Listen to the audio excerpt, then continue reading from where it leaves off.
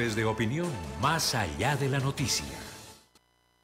Los temas que le interesan a Colombia se analizan en Golpes de Opinión.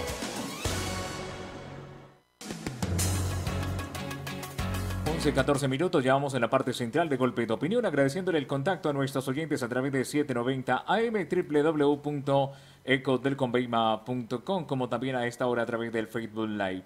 A solo 2 debates, cadena perpetua para violadores de niños y podría convertirse en ley. Queremos saludar por eso a esta hora, está con nosotros ya en la plataforma la doctora Adriana Magali Matiz, representante de la Cámara del Partido Conservador por el Departamento del Tolima. Doctora Adriana Magali Matiz, bienvenida a Ecos del Conveima. Gracias por estar con nosotros. Buenos días. Julio, muy buenos días para ti. Un saludo muy especial para quienes nos acompañan en esta mesa de trabajo y, por supuesto, para todos los oyentes, un saludo supremamente especial. Doctora Adriana Magali Matiz, hablemos un poco del recorrido que ha tenido esta iniciativa en el Congreso de la República. Bueno, Julio, pues muy importante. El sábado, sin duda alguna, le dimos respuesta al clamor de la ciudadanía ante las alarmantes cifras de violencia sexual que tenemos en nuestro país.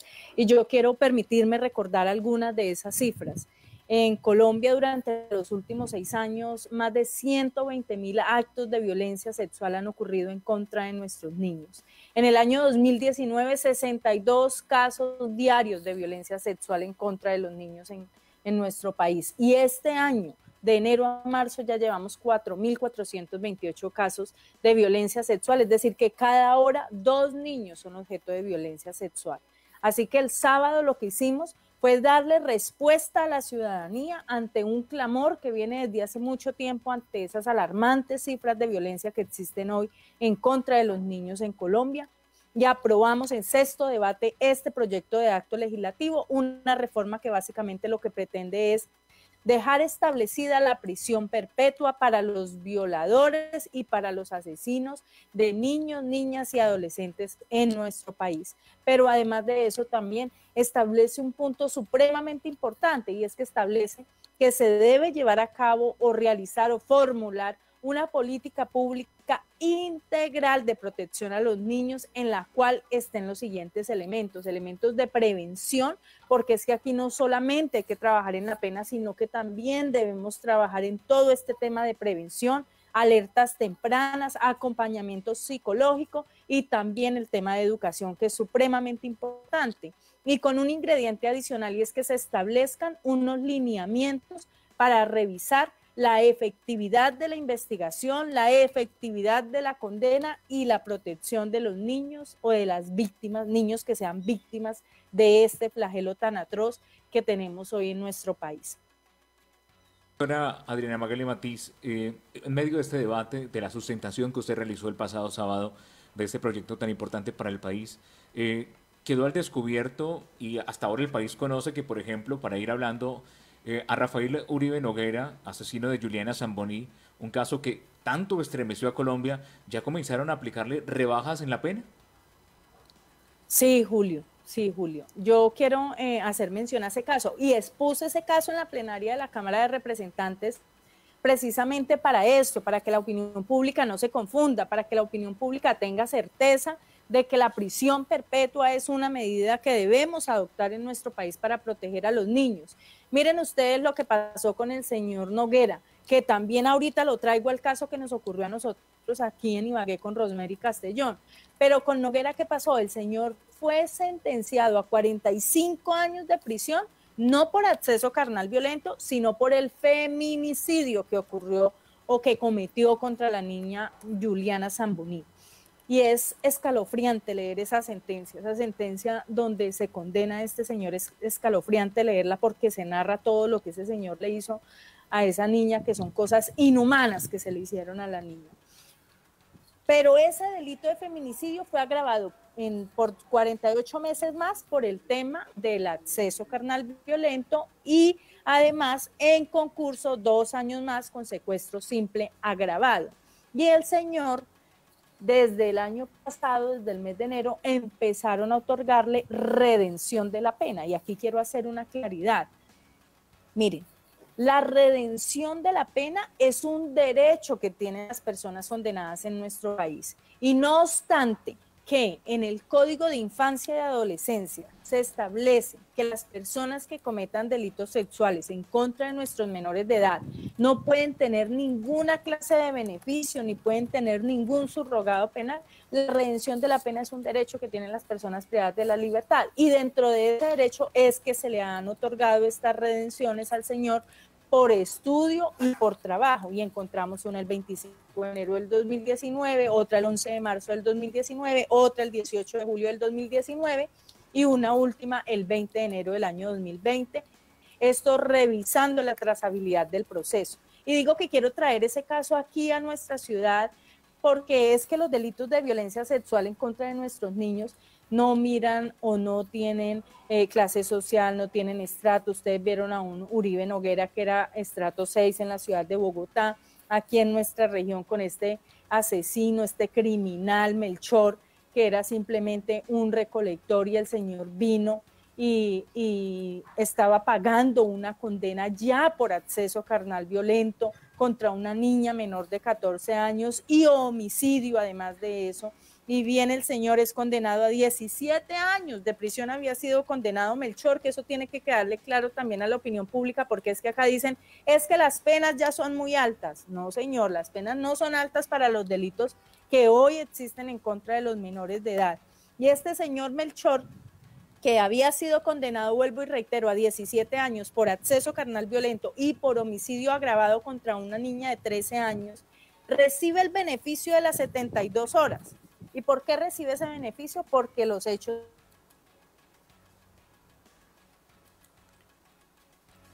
Sí, estamos en diálogo con la doctora Adriana Magali Matiz, representante de la Cámara del Partido Conservador.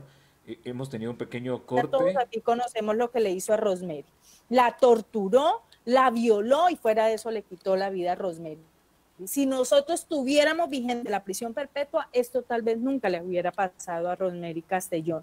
Porque quiero aclarar acá, Julio, también que los índices de reincidencia...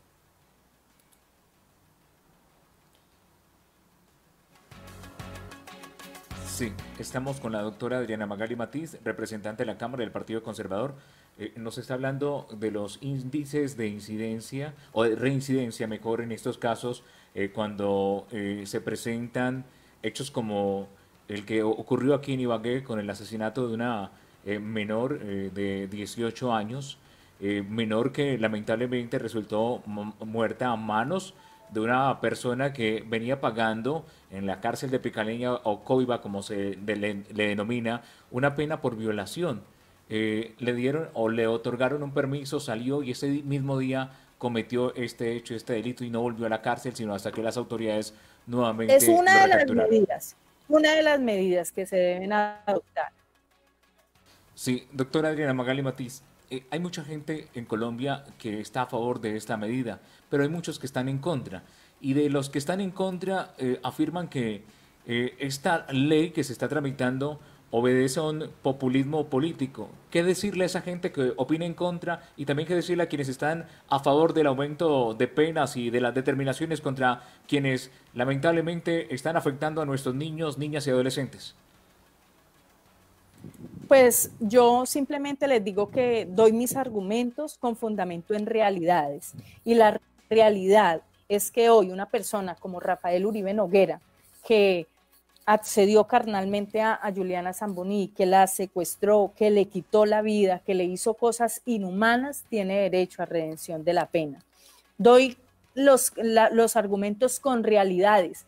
En un análisis que se hizo por 2 docentes de la Universidad de AFIT de Medellín, quiero contarle a ustedes, Julio, a los tolimenses, que en ese análisis que se llevó a cabo se estaba mirando del año 2009 al año 2016 cuáles eran las condenas que se habían colocado por los jueces a quienes habían sido condenados por acceso carnal violento en menor de 14 años.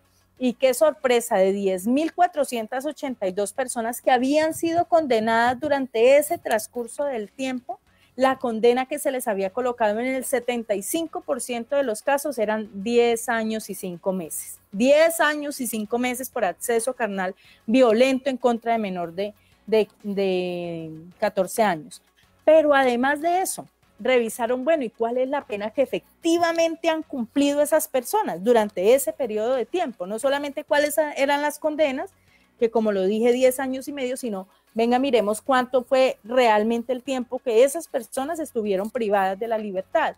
Y cuando empezaron a revisar esto, encontraron 3.699 casos de personas que al 2016 ya habían cumplido su condena.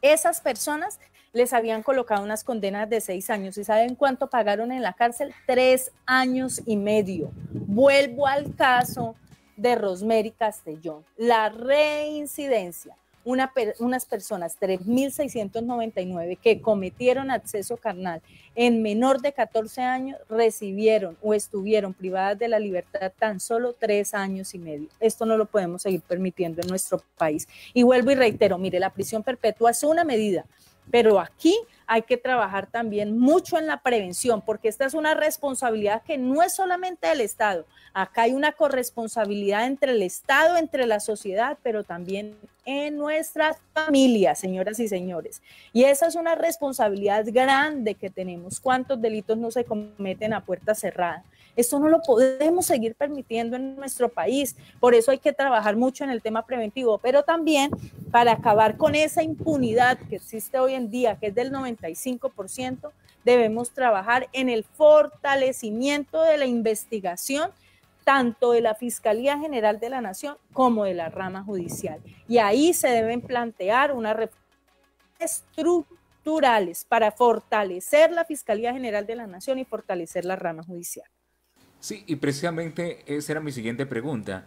Si está o no la rama judicial en este momento con la estructura suficiente para asumir este tipo de normas o leyes, uno. Dos, cuando lamentablemente, doctora, y no sé si entre las cifras tenga algún dato sobre esto, hay muchos casos que se denuncian como de violación, pero no son de violación, sino muchas personas denuncian este tipo de hechos también para ir contra una persona, y hay muchos que también hoy en la cárcel injustamente están privados de la libertad, como también otros están saliendo sin cumplir y pagar las condenas por hacer este daño tan grande a los niños, niñas y adolescentes.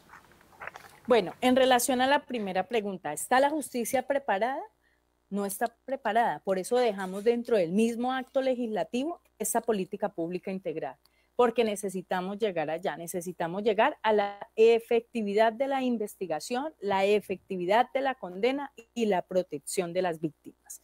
Y esta es una reforma estructural que se debe trabajar, y por eso desde el Congreso queremos trabajar en la reforma a la justicia, y es un camino que ya hemos dado. Se iba a presentar en el mes de marzo, pero a raíz de la pandemia no se presentó la reforma a la justicia, y se presenta el 20 de julio esa reforma a la justicia, que es urgente en nuestro país. Y en segundo término, miren, en este acto legislativo hicimos una modificación muy importante, porque es que aquí hay que diferenciar un acto sexual de un acceso carnal violento. El acto sexual, y me disculpan los términos que voy a utilizar, pero son términos jurídicos.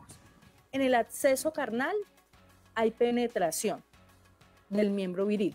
En el acto sexual, no.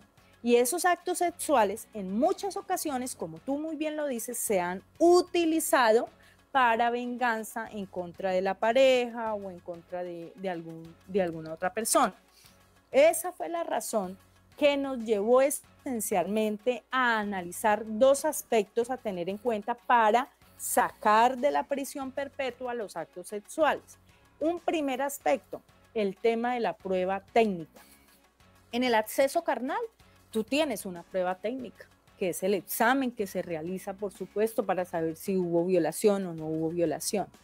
Y además de eso, la proporcionalidad de la pena. Con esos dos aspectos decidimos sacar del acto legislativo los actos sexuales y dejar que la pena de prisión perpetua es de manera excepcional para quienes cometan homicidio en la modalidad dolosa y acceso carnal violento en contra de niño, niña o adolescente, en incapacidad de resistir o incapaz de resistir.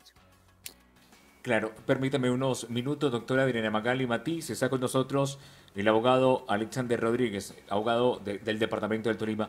Doctor Alexander, bienvenido a Ecos del Comeima, gracias por estar con nosotros. ¿Y qué opina sobre lo que es ya prácticamente el camino que tendría libre la cadena perpetua para violadores de niños en nuestro país, a punto de convertirse en ley? Buenos días, gracias por estar con nosotros. Gracias, Julio, gracias a la mesa de trabajo, doctora Adriana Magali Matiz, un cordial saludo. Efectivamente, se ha presentado la voluntad política, ¿no? Por fin, nuestros legisladores se colocaron de acuerdo para sacar adelante este proyecto de ley tan importante para el país, sobre todo para la protección de nuestros niños, niñas y adolescentes. Como padre de familia, que soy de 3 hijos, 2 de ellos de 5 y de 7 años, contento, ¿sí? Porque se dé la regulación. Sin embargo, como abogado hay algunos matices que toca tener en cuenta. El primero es la seguridad jurídica, como usted lo enunciaba hace un rato. En este país no hay seguridad jurídica y de hecho en este momento no hay justicia, porque los términos están suspendidos totalmente en la rama judicial, como si la justicia se pudiera parar. Segundo, el peligro que encierra el hecho de que los probables o futuros violadores, como están sucediendo, en este momento conozco y sé, porque mi esposa ha trabajado en el Poder Judicial, en la sala penal, y algunas estadísticas asumen que los violadores, como se han endurecido las penas, lo que hacen es asesinar a los niños para que no haya delación, para que no hablen, para que no delaten a los autores de tan reprochables delitos. Sin embargo, como abogado, reitero, es factible que se dé esta reforma constitucional, porque esto implica una reforma constitucional. Nuestra Constitución Política de 1991 prohíbe la prisión perpetua y prohíbe la muerte como pena. Pienso que es un avance en el castigo que se le debe dar. Sin embargo, yo le solicito muy respetuosamente a nuestra representante a la Cámara, la doctora Adriana Magali Matiz, que sigan en estas labores tan bonitas para que haya justicia. Igualmente para que la justicia realmente funcione en este país, se necesitan cambios estructurales y que empiece a aplicarse el acto legislativo número 2 de 2015, en donde el Consejo Superior de la Judicatura prácticamente queda suprimido y se deben dar las garantías al pueblo colombiano, a los colegios de abogados, para que se autorregulen y asimismo la justicia sea más eficiente. El problema endémico que existe en la justicia es que hay moras judiciales y no hay justicia en línea. Si en este momento se hubieran dado esas garantías de justicia en línea, es decir, del expediente digital, no estaríamos con la justicia totalmente parada, solamente andando en un 5% con acciones de tutela y con algunas audiencias de garantías en lo penal, en lo penal no es todo lo que abarca las ramas del derecho. Entonces aplaudo la iniciativa de la clase política del Tolima. Entre ellos está la doctora Adriana Magali, el doctor Yepes también. Bueno, en fin, en este momento se me escapan, pero me parece muy importante que los tolimenses tomemos parte en la dinámica del país, en proferir o impulsar leyes que realmente le ayuden al pueblo colombiano. Entonces, básicamente esa es mi opinión respecto al tema de la prisión perpetua para violadores, con las observaciones que acabo de hacer. Muchas gracias, Julio. Sí, gracias al doctor Alexander Rodríguez. Doctora Adriana Magali Matiz, ¿algo para mencionar sobre lo que ha dicho el abogado Alexander Rodríguez? Sí, simplemente aclarar dos cositas. Una primera es que este acto legislativo es un acto legislativo que se viene presentando al Congreso de la República hace 13 años, que es la primera vez que llega a esta instancia en el trámite legislativo, nunca había pasado a segunda vuelta, ya pasamos a segunda vuelta y superamos el tema de Cámara de Representantes, ya no falta sino Senado de la República. Y yo aquí quiero hacer un reconocimiento, por ejemplo, al representante José Elber Hernández, que en ocasiones anteriores, antes de que yo fuera congresista, yo sí lo vi a él recogiendo firmas con Joana Jiménez, perdón, la hija de Gilma Jiménez, recogiendo firmas para que esto fuera una realidad para el país. Ya casi lo vamos a hacer realidad, ya casi es este proyecto de acto legislativo una realidad para los colombianos. Y en relación a la seguridad jurídica, mire, ese es un tema que discutimos muchísimo en el trámite de este proyecto de acto legislativo. Y por eso la fórmula que encontramos en aras a que no se cometieran injusticias ni de pronto errores judiciales, decidimos que existiera un control automático ante el superior que profiera la pena de prisión perpetua. Y esto en aras a qué? A brindar garantías de legalidad, a brindar garantías en el debido proceso, en el derecho de defensa y, por supuesto, vuelvo y reitero, para no cometer injusticias. Golpes de opinión más allá de la noticia. Estamos en contacto con la representante de la Cámara por el Partido Conservador del Departamento del Tolima, Adriana Magali Matiz, hablando de la importancia de lo que ha sido el trámite del proyecto de cadena perpetua para violadores de niños que se podría convertir en ley. Doctora Adriana Magali Matiz, ¿cómo impactará el sistema carcelario el tema de la cadena perpetua para violadores de niños en nuestro territorio nacional? Julio, ese fue un tema que se discutió mucho al interior del Consejo de Política Criminal a nivel nacional, que es la primera vez que rinde concepto positivo en torno a este proyecto de acto legislativo. Y quiero aclarar en torno al mismo lo siguiente. En el acto legislativo se dejó que dentro del año siguiente a que saliera esta reforma constitucional se debería presentar un proyecto de ley por parte del Gobierno Nacional al Congreso de la República para reglamentar todos los aspectos relacionados con la prisión perpetua, dentro de ellos este aspecto que es tan importante.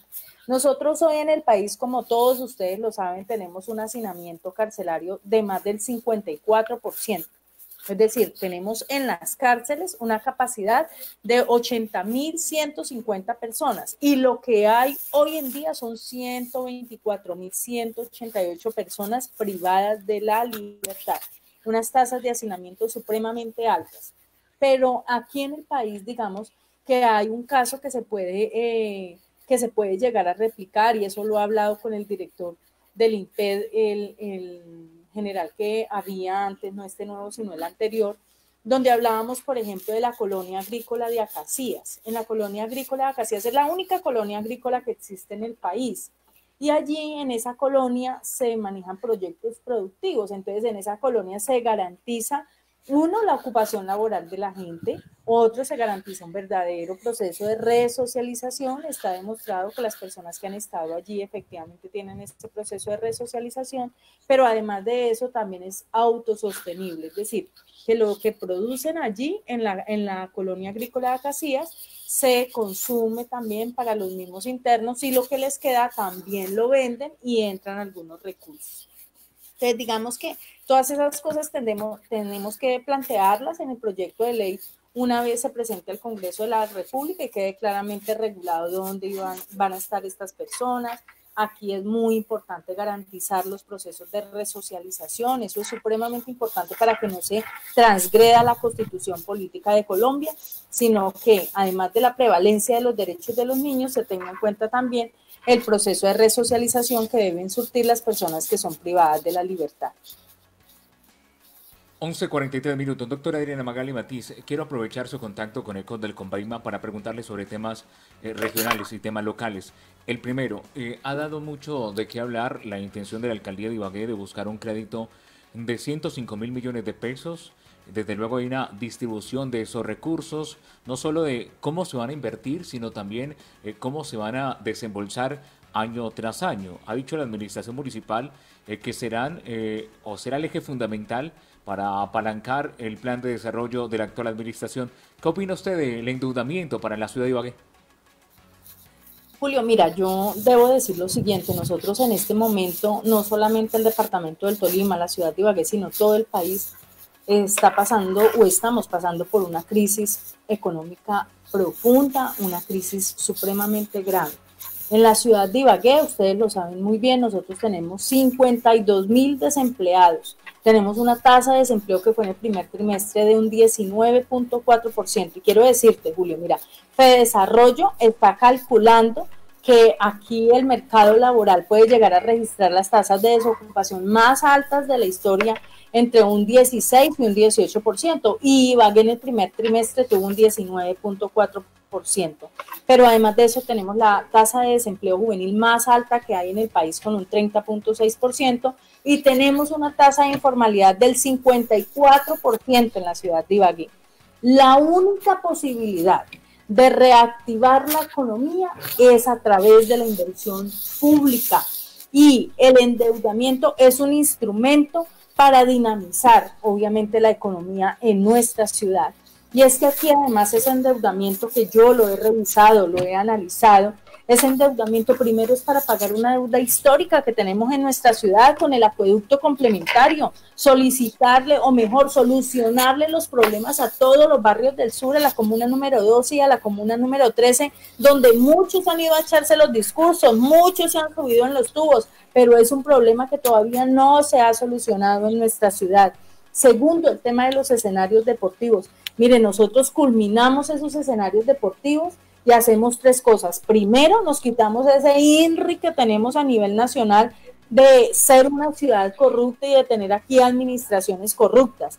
Segundo lugar, recuperamos la confianza de la ciudadanía en la institucionalidad. Es que yo aquí quiero decirles a ustedes, la alcaldía no le pertenece a nadie. La alcaldía es de todos los ibaguereños, y todos los ibaguereños debemos proteger esa institución. Pero hay que recuperar primero la confianza de la ciudadanía, porque la confianza de la ciudadanía se ha defraudado y hay que volverla a recuperar, y con la culminación de esos escenarios deportivos, eso es lo que queremos, recuperar la confianza de la ciudadanía. Y en tercer lugar, beneficiar a 445 clubes deportivos, más de 50.000 deportistas que se van a beneficiar. Y aquí tal vez no se ha dicho, no sé si lo hayan dicho, pero es que la alcaldía anterior dejó un déficit financiero de 9.000 millones de pesos en las obras de urbanismo de la calle 42 y del parque deportivo. Obras que quedaron inconclusas y que quedaron además desfinanciadas. Pero aquí nosotros, nuestro equipo, no se centra en ponerse a destruir ni en ponerse a mirar para atrás. Aquí tenemos es que todos tratar de construir y mirar para adelante, mirar el horizonte. Y eso sí que lo sabe hacer Andrés Hurtado, porque es un hombre que, además de ser incansable en su trabajo, es un hombre que le gusta servirle a la comunidad, que le gusta servirle a la ciudadanía. Los 26 megacolegios, mire, con la terminación de esos 26 megacolegios vamos a beneficiar a 22.990 niños de diferentes sectores de la ciudad, que las ferias, que la Ciudadela Simón Bolívar, que el Jordán, que el Barrio Ancón, que la Francia, diferentes barrios por todas las comunas de Ibagué. El tema de vivienda, ¿cómo se suscribe un convenio con el Ministerio de Vivienda y no se dejan los recursos para ese convenio? Pues toca conseguir esos recursos, porque lo que no podemos hacer es rechazar ese convenio donde el gobierno nacional nos va a dar 10.000 millones, nosotros tenemos que colocar otros 10.000 millones y con eso le vamos a hacer mejoramientos de vivienda a 1.832 familias en esta ciudad. Esos son los planes que tiene nuestro alcalde, el ingeniero Andrés Fabián Hurtado. En temas de infraestructura, el viaducto de la 60, ¿cuántos empleos va a generar esa obra? Yo me pregunto eso, que es a lo que debemos apostarle en últimas. Y también en el tema de salud. Mire qué importante lo que se va a hacer en materia de salud. El fortalecer la unidad de salud de la comuna 7, se van a beneficiar 70.000 habitantes de la comuna número 7. En la comuna número 8, 100.000 habitantes se van a beneficiar con consulta externa y consulta prioritaria. Pero también en la comuna número 9, que hace cuántos años los habitantes de la comuna número 9 no estaban solicitando que se fortaleciera, que se dejara establecida esa unidad de salud en Picaleña. Pues también se va a rehabilitar esa unidad de salud de Picaleña y vamos a poder tener servicio en todas las... Sí, Estamos en diálogo con la doctora Adriana Magali Matiz.